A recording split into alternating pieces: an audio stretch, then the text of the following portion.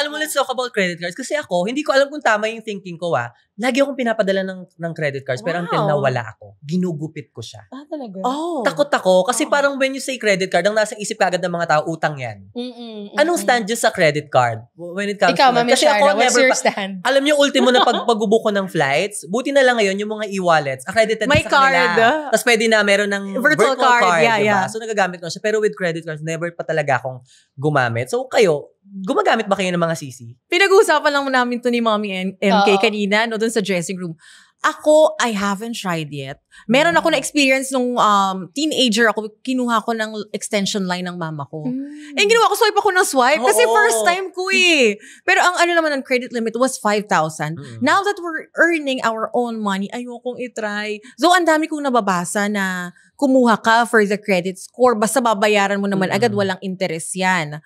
Pero ako, natatakot po ako kasi baka hindi ko makontrol yung sarili ko. Same. Yan din. Kasi wala ba kayong tiwala sa sarili? Wala. Wala. Asensya na po. Wala. Pagdating sa pera. Wala talaga? Kasi pag may nakikita ko isang gamit, may bubulong lang sa akin, deserve mo yan, breadwinner.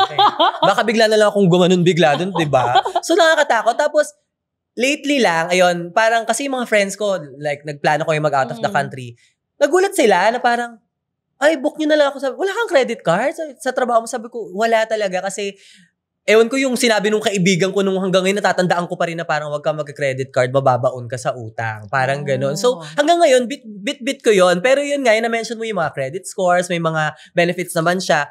Gusto ko i-try, pero hindi pa talaga ako nakakuha ng factor na makakapagpa-yes sa akin. So, I still use yung mga debit card lang talaga. And yun, luckily nga, yung pag mga magta-travel ka, even pag bibili ka ng mga big purchase, hindi naman kailangan na ngayon na CC na lang yung gagamitin mo di ba?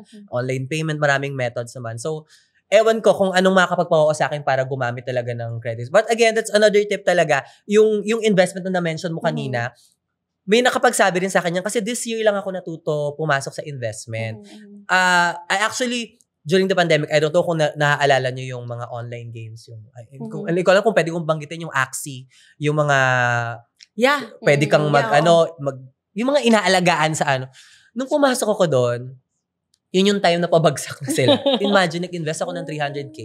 Tapos walang bumalik sa akin. Tapos, nagpasahod pa ako ng 2 months doon sa mga scholars ko. Yes, oo. Hindi lang medyo... Parang nagganong ka din, ha? Ang ganda ng pagkakao. Kasi nung pandemic, nauso siya, na parang, okay, mag-invest. Kasi umabot sa point na may mga kaibigan ako na talagang yung kwarto nila, ginawa nilang bootcamp. Mga kapitbahay nila, pinagalaro nila doon. May food. Tapos nag-games na games. So, nainganyo ko. Kaya lang, hindi ko kasi nakita yung timeline ng time na yon na pabagsak siya. So, hindi ko siya nabawi. So, parang it takes time for me na mag-invest ulit sa another field. So, this year naman, pumasok naman ako sa mga food bazaar, sa mga mall. So, mag-invest ka lang. Tapos, syempre, in return, ilang % yung babalik sa'yo. Kasi sabi ko, ang thinking ko naman nun, kaysa natutulog yung pera ko sa bangko, dito, aandar.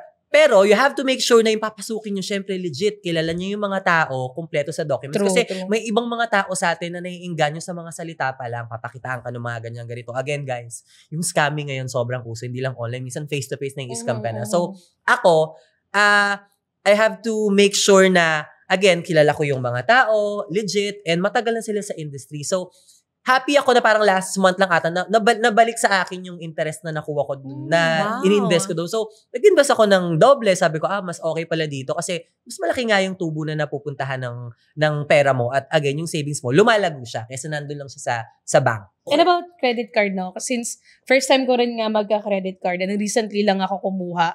Ano reason mo? Bakit ngayon ka lang din kumuha ng credit card? Because of that, yung mentality na baka mapagastos lang and all that. Pero nung nagkaroon ako ng opportunity na mag-speak sa ibang bansa and then pumunta ng ibang bansa for an expo, ganyan, doon ko na-realize na kailangan pala talaga to dito. Especially if you're traveling abroad, no? Marami ngayon yan sa mga Gen Zs, ganyan-ganyan.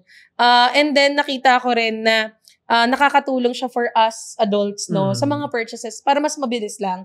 Kasi ganoon rin naman, for example, palagi ka namang magbo-book, no, ng ride o kaya mag-order ng food. Might as well na nakakonect na rin siya doon. So at least so sa mga inactive usual, na yung CC mo. Oo. Okay. So mas okay siya kasi nga para din sa mga regular na purchases mo. Pero kung yung mga big purchases, dapat pag-isipan mo pa rin bago mo i-swipe, syempre. So kailangan pa rin niya ng alalay, no, when it comes to those things. Nabitin ka ba? Para sa iba pang praktikal at diskarte finance tips, follow and subscribe sa Para-Paraan with Salmon on YouTube, Spotify, and other socials.